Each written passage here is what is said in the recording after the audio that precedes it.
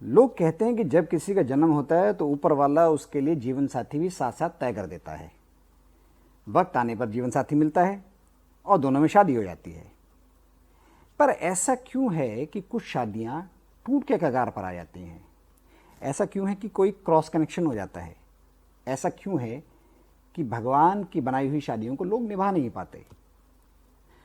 अब इसका जवाब देना तो बहुत मुश्किल है कि शादियां क्यों टूट के कगार पर आ जाती हैं, पर यह बताना बहुत आसान है कि किन किन कारणों को कानून के तहत वैध माना गया है किसी भी शादी को टूटने के लिए। Hello and welcome to all of you at Kanoonan. कानूनन वो जरिया है जिसके तहत हमारी कोशिश है कि आपको लॉ इतने सरल तरीके से प्रस्तुत किया जाए कि आप इसको समझ सकें, क्योंकि हमारा बिलीफ है कि everybody should know the law of the land. अभी तक आप जान ही गए होंगे कि आज का हमारा टॉपिक है divorce in a Hindu marriage. चाहे हम कितना भी चाहें, not all marriages work. There comes a state where a husband and wife are not able to live together and then they seek separation. पर क्या सेपरेट हो जाना बहुत आसान है? क्या किसी दिन कोई हस्बैंड आके बोल सकता है कि I don't want to continue with this marriage and I am moving out? क्या किसी दिन कोई बीवी आकर ये बात बोल सकती है कि I don't want to continue with this marriage and I don't want to stay with you and the marriage is over? Do you think the marriage will really be over that pace? या क्या कोई ऐसा कर सकता है कि एक शादी पहले से चल रही हो और वो किसी और के साथ जाकर शादी कर ले? इन सभी सवालों के जवाब हिंदू मैरिज एक्ट में डाइवोर्स के सेक्शन में दिए गए हैं। Hindu Marriage Act 1955 gives a husband and wife a chance to file for divorce or separation if they think that they cannot live together.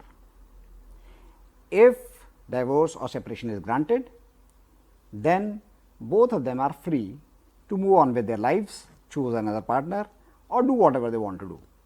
पर डाइवोर्स के लिए एक्ट ने कुछ ग्राउंड्स रखे हैं और आज हम उन्हीं ग्राउंड्स को देखेंगे। और सबसे पहला ग्राउंड है अडल्ट्री।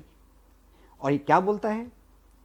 यह बोलता है कि अगर एक पति और पत्नी शादीशुदा होते हुए अपने शारीरिक संबंध बनाते हैं किसी एक तीसरे व्यक्ति से, यानी कि अगर एक पति किसी और स्त्री से शारीरिक संबंध बनाता है या एक पत्नी किसी और मर्द से शारीरिक संबंध बनाते हैं, तो ये ग्राउंड बनता है डाइवोर्स के लिए। ऐसा नहीं है कि कहीं पर एक रेप की घटना हुई और पति आकर कोर्ट में बोले कि क्योंकि मेरी वाइफ का रेप हो गया है और there is a sexual intercourse that has happened, I can be granted divorce on the basis of adultery.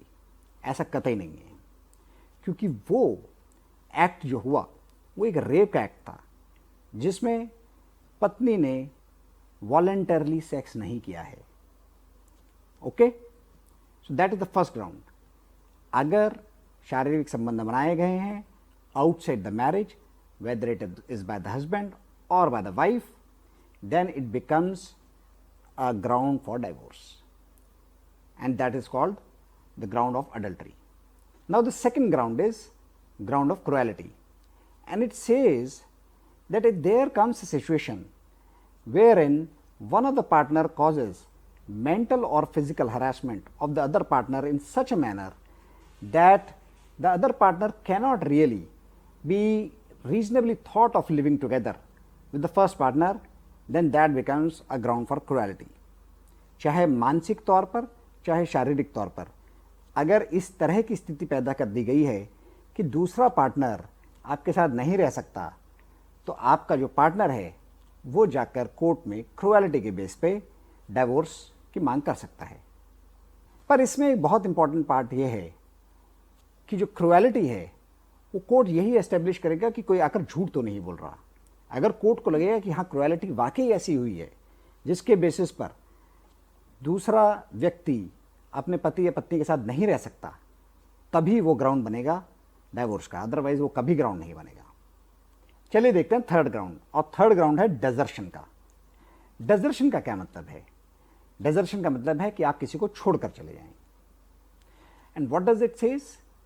It says that if one of the spouse, whether husband or wife, has deserted the other person for a continuous period of 2 years, then that becomes a ground for divorce. क्या मायने हुए इसके? इसके मायने ये हुए कि अगर पति या पत्नी में से कोई भी एक व्यक्ति 2 साल से अधिक के लिए ऐसे छोड़कर चला जाए जिसके बाद उसके बारे में कुछ पता ही ना चल पाए, और किसको पता ना चल पाए? या तो पति को या पत्नी को जो कि वापस रह गए हैं घर पे, या ऐसे सभी लोग जिनको जनरली पता होना चाहिए, जैसे माँ बाप या भाई बहन, इन सबको पता होना चाहिए। अगर ऐसे छोड़कर कोई चला जाए तो then it becomes a ground for divorce. सबसे इंपॉर्टेंट पॉइंट इसमें क्या है? वो है कि desertion has to be for a continuous period of 2 years। ऐसा नहीं है कि 1 साल के लिए छोड़कर गया, फिर वापस आया, और फिर गया और फिर वापस आया, नहीं, 2 साल कॉन्टिन्यूस। सो फोर्थ ग्राउंड है ग्राउंड ऑफ कन्वर्जन। अगर आप शादीशुदा हैं और आप धर्म परिवर्तन कर लेते हैं तो आपके पार्टनर के पास पूरा राइट है कि वो कोर्ट में जाकर इस बेसिस पर डाइवोर्स फाइल कर सकता है। इसमें सबसे इंपॉर्टेंट पॉइंट ये है कि जब आप धर्म परिवर्तन की बात करते हैं तो धर्म परिवर्तन एब्सोल्यूट होना चाहिए, बिल्कुल क्लियर होना चाहिए। एब्सोल्यूट और क्लियर का मतलब वो फॉर्मल होना चाहिए, सारे रीति रिवाजों के साथ होना चाहिए। सिर्फ क्लेम कर लेने मात्र से धर्म परिवर्तन नहीं हो जाता। ओके, अगर सिर्फ कोई क्लेम करता है और वो रीति रिवाजों से नहीं हुआ तो उसको धर्म परिवर्तन नहीं माना जाएगा और वो व्यक्ति हिंदू ही कहलाएगा। और जब वो व्यक्ति हिंदू कहलाएगा तो ये अपने आप में ग्राउंड नहीं बनेगा डाइवोर्स का। एक और इंपॉर्टेंट बात, इस पर्टिकुलर ग्राउंड में सिर्फ वो ही व्यक्ति डाइवोर्स फाइल कर सकता है जो धर्म परिवर्तन नहीं कर रहा है।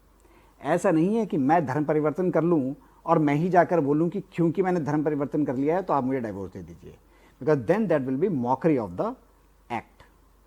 The fifth ground that we will talk about is insanity. Insanity क्या होती है? इंसैनिटी का मतलब यह है कि कुछ दिमाग में प्रॉब्लम यानी अगर कोई भी व्यक्ति, चाहे वो पति हो या पत्नी हो, एक ऐसे मेंटल डिसऑर्डर से गुजर रहे हैं जिसकी वजह से दूसरे को साथ में रहने में डिफ़िकल्टी हो जाए और ये एक्सपेक्ट ना किया जा सके कि वो रीजनेबली साथ में रह सकता है, तो वो एक ग्राउंड बनता है डाइवोर्स का। एक बहुत ही इंपॉर्टेंट पॉइंट, और वो ये है कि ऐसा नहीं है कि इंसैनिटी जो है वो रेगुलर हो और कॉन्टिन्यूस हो। अगर वो इंटरमिटेंट भी है तो भी ऐसे इंसैनिटी को ग्राउंड माना जाएगा। Now let's look at the next ground, और नेक्स्ट ग्राउंड है ग्राउंड ऑफ लेप्रोसी। वैसे तो ये बोला जाता है कि लेप्रोसी जो है क्यूरेबल है, और अगर लेप्रोसी क्यूरेबल है तो वो एक डाइवोर्स का ग्राउंड कैसे बन सकती है? पर अगर एक्ट को देखा जाए तो उसमें जो स्टेटमेंट है वो ये बोलती है कि अगर लेप्रोसी वेरुलेंट है, वेरुलेंट मतलब जो कि मैलिग्नेंट है या वो छुआछूत वाली है, तो एक ये ग्राउंड बनता है कि जिस व्यक्ति को लेप्रोसी नहीं है वो कोर्ट में जाकर ये बोल सके कि मुझे डाइवोर्स मिल जाए। क्योंकि अगर कभी भी ऐसा खतरा है कि जिस आदमी को लेप्रोसी हो गई है और वो लेप्रोसी पास ऑन कर सकता है अपने पार्टनर को या अपने बच्चों को, तो then it becomes a ground for divorce. And now let's move on to the next one. And the next one is ground of venereal disease. Now what is a venereal disease? A venereal disease is something that is caused by an intercourse between two people, right? It can be because of semen, it can be because of the contact of blood or whatever, right? Now if any of these are causing a disease to the person, then that becomes a ground for divorce. Eighth ground है ground of renunciation. Renunciation का मतलब ये है कि आप सभी अपने भौतिकी सुख को छोड़ दें। भौतिकी सुख क्या होते हैं? जैसे आपका घर, गाड़ी, बंगला, जो भी है, आप उसे छोड़ दें। अगर आप अपनी वर्ल्डली ड्यूटीज़ को छोड़कर ऐसे स्थान पर चले जाते हैं जिसमें आप ये बोलें कि आपका घर से कोई नाता नहीं रह गया, तो आपका वाइफ और आपका हस्बैंड जो भी पीछे छूट गया है वो इसको एक ग्राउंड बनाकर डाइवोर्स ले सकता है। Okay, it has to be absolute.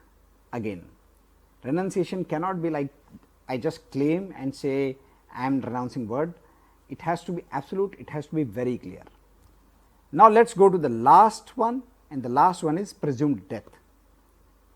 ऐसा बहुत बार हुआ कि जब कोई व्यक्ति छोड़कर चला गया और उसकी कोई खबर नहीं आई, और अगर वो खबर किसी व्यक्ति की 7 साल से ज़्यादा तक ना आए तो ये मान लिया जाता है कि आदमी जिंदा नहीं है। ऐसे टाइम में जबकि किसी के बारे में खबर आ जानी चाहिए विद इन दो 7 ईयर्स, चाहे वो माँ बाप हों, चाहे वो पति पत्नी हो, चाहे वो भाई बहन हो, किसी को तो खबर लगे।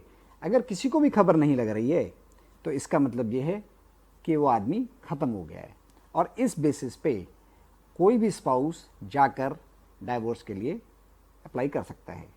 तो आज हमने जाने ये 9 डिफरेंट ग्राउंड्स जिसके बेसिस पर आप डाइवोर्स फाइल कर सकते हैं। पर एक बहुत ज़रूरी बात, हिंदू मैरिज एक्ट डाइवोर्स को बढ़ावा नहीं देता है।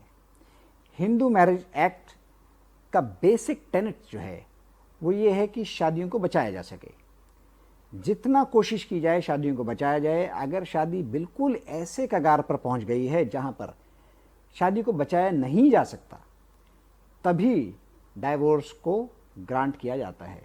Otherwise courts will always try to save the marriage. आपको ये वीडियो कैसा लगा? आप अपने सुझाव, अपने कमेंट्स कमेंट बॉक्स में लिखिए और हमें बताइए। अगर आपके कोई सवाल हैं, अगर आप कोई क्वेश्चन पूछना चाहते हैं, वो भी आप कमेंट बॉक्स में लिख सकते हैं और हम उन्हें उत्तर करने की कोशिश करेंगे। If you like the video content and presentation, keep coming back and keep watching कानूनन। Thank you very much.